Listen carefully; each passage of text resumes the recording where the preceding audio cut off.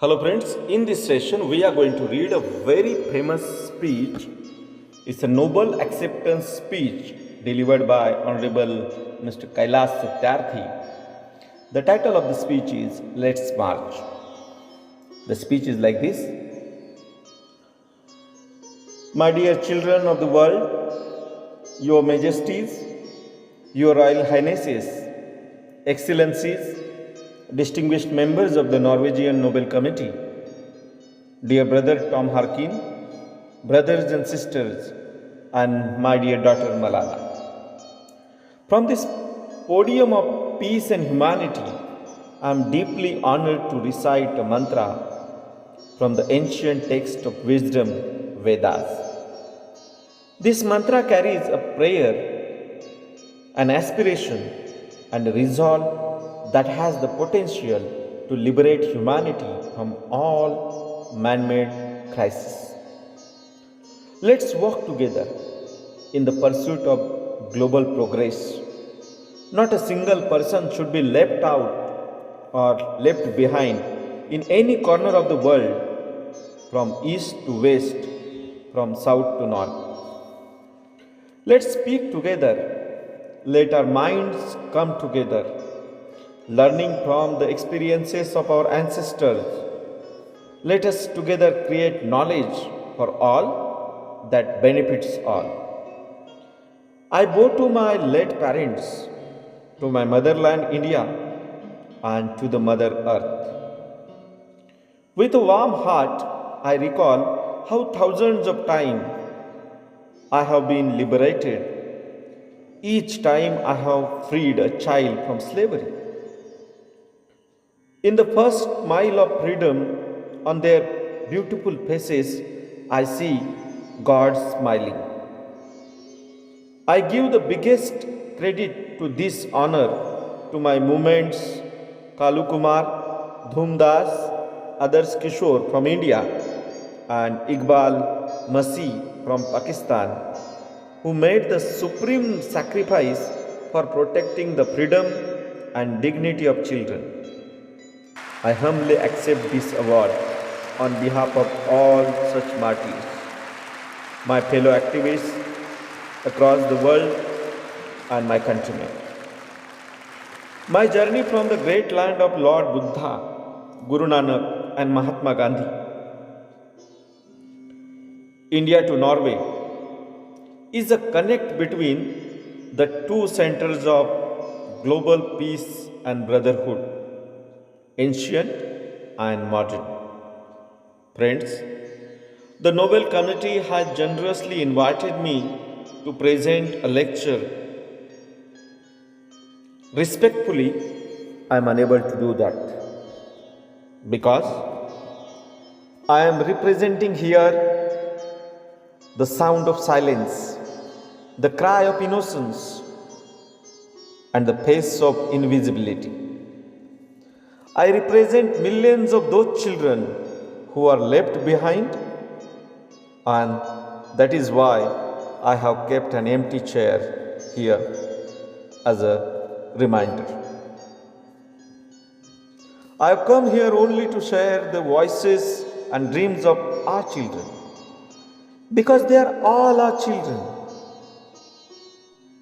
I have looked into their frightened and exhausted eyes. I have held their injured bodies and felt their broken spirits.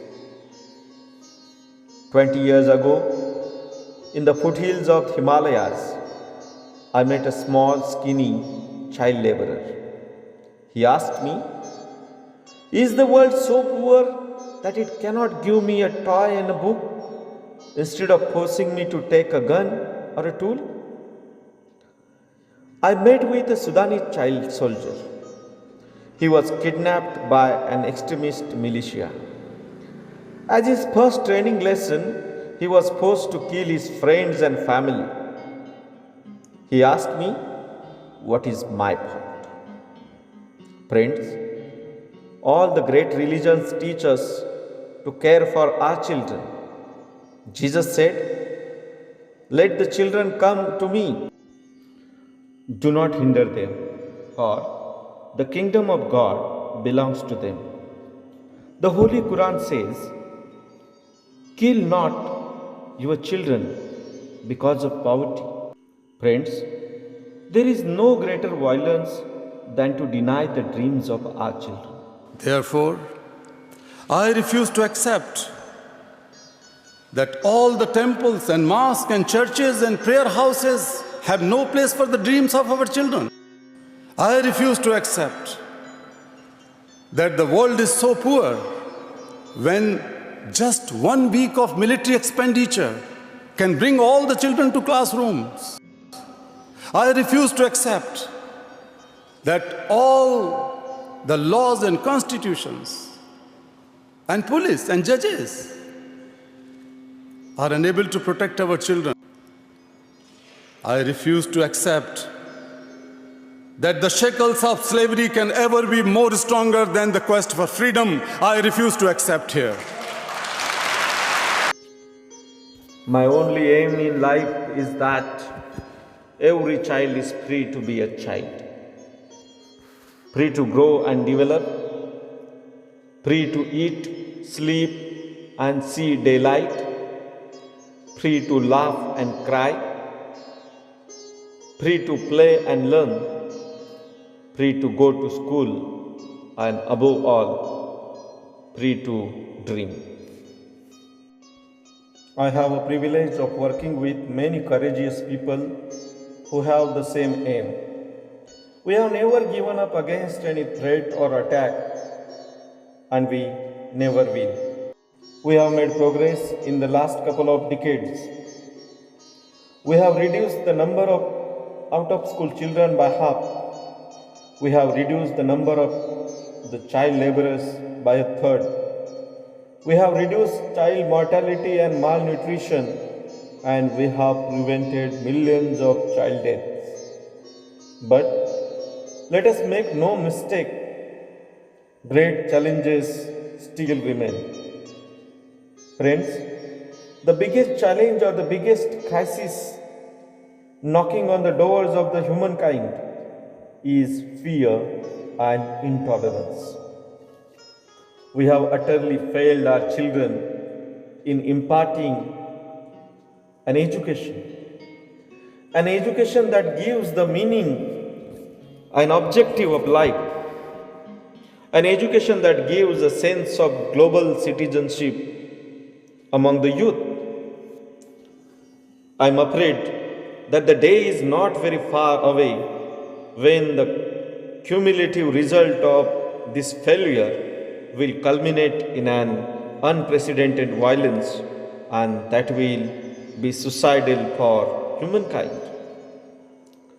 Rights, security, hope can only be restored through education. Young people like Malala, I've started calling her my daughter Malala, not just Malala. So my daughter Malala and the other daughters including Kainat, in fact, 2 Kainats, and Sajia, and the daughters from Africa and from all over the world. They are rising up and choosing peace over violence, tolerance over extremism, and courage over fear. The solutions are emerging, but these solutions cannot be found in the deliberations in conferences alone, and cannot be found in prescriptions from a distance. They lie in small groups and local organizations and individuals who are confronting with the problem every day. Even if they remain unacknowledged, unrecognized, and unknown to the world, the solutions are with them. We can do it. We may ask that, what can one person do? I would recall a story of my childhood. A heavy fire had broken out in the forest.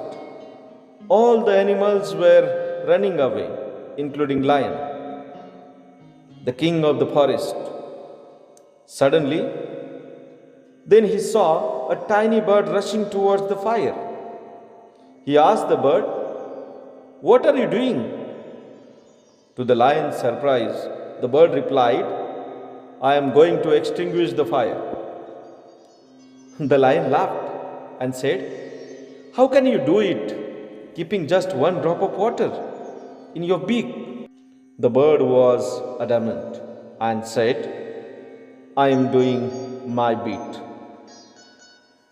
18 years ago, millions of individuals marched across the globe and demanded a new international law for the abolition of the worst form of child labor. And it has happened. We did it. Millions of individuals did it. Friends, we live in an age of rapid globalization. We are connected through high-speed internet. We exchange our goods and services in one single global market. Thousands of flights every day connect us from one corner to another corner of the globe. But there is one serious disconnect, and there is a lack of compassion. Let us inculcate and transform these individuals' compassion into a global compassion. Let us globalize compassion. Mahatma Gandhi said, "If you are to teach real peace in the world, we shall have to begin with the children." I humbly add, let us unite the world through the compassion for the children, for our children. I ask, whose children are they who teach footballs yet never played with one? Whose children are they who harvest cocoa yet have never tasted chocolate? Whose children are they who are dying of Ebola? Whose children are they who are kidnapped and held hostage? They are all our children. I remember an 8-year-old girl who we rescued from intergenerational forced labor from stone quarries. When she was sitting in my car, right after her rescue, she asked me, "Why did you not come earlier?" Her angry question still shakes me and has the power to shake the whole world. Her question is for all of us. What are we doing? What are we waiting for? How many girls will we allow to go without rescue? Children are questioning our inaction and watching our actions. We need collective actions with a sense of urgency. Every single minute matters. Every single child matters. Every single childhood matters. Therefore, I challenge the passivity and pessimism surrounding our children. I challenge this culture of silence and this culture of passivity, this culture of neutrality. I call upon all the governments and the intergovernmental agencies, businesses, faith leaders, workers, teachers, and NGOs, and each one of us to put an end to all forms of violence against children. Slavery, trafficking, child marriages, child labor, sexual abuse, and illiteracy. These things have no place in any civilized society. Friends, we can do this. Governments must make child-friendly policies and invest in education and young people. Businesses must be more responsible, accountable, and open to innovative partnerships. Intergovernmental agencies must work together to accelerate action. Global civil society must rise above the business as usual and fragmented agendas. Faith leaders and institutions and all of us must stand with our children. We must be bold, we must be ambitious, we must have the will, we must keep our promises. Over 50 years ago, on the first day of my school, I met a cobbler boy my age, sitting outside the gate of my school. I asked my teachers, why is he working outside? Why is he not with us in the school? My teachers had no answer. One day, I gathered courage to ask the boy's father. He said, Sir, I have never thought about it. We are born to work. His answer made me angry. It still makes me angry. As a child, I had a vision of tomorrow, a vision of that cobbler boy sitting with me in my classroom. Now, that tomorrow has become today. I am today and you are today. Today it is time for every child to have a right to life, right to freedom, right to health, right to education, right to safety, right to dignity, right to equality, and right to peace. Today, beyond the darkness, I see the smiling faces of our children in the blinking stars. Today, in every wave of every ocean, I see my children are playing and dancing. Today, in every plant, in every tree and mountain, I see our children growing freely with dignity. Friends, I want you to see and feel this today inside you. My dear sisters and brothers, as I said, many interesting things are happening today. May I please request you to put your hand close to your heart, close your eyes, and feel the child inside you? I am sure you can. Now listen to that child. Listen, please. Today, I see thousands of Mahatma Gandhis, Nelson Mandelas, and Martin Luther Kings calling on us. Let us democratize knowledge. Let us universalize justice. Together, let us globalize compassion. I call upon you in this room and all across the world. I call for a march from exploitation to education. I call for a march from poverty to shared prosperity. A march from slavery to liberty. And a march from violence to peace. Let us march from ignorance to awakening. Let us march from darkness to light. Let us march from mortality to divinity. Let us march. So friends, thank you for watching this video and listening the entire speech. We'll see the explanation and the detailed analysis of this text in the next videos. So keep watching this educational channel. Thank you.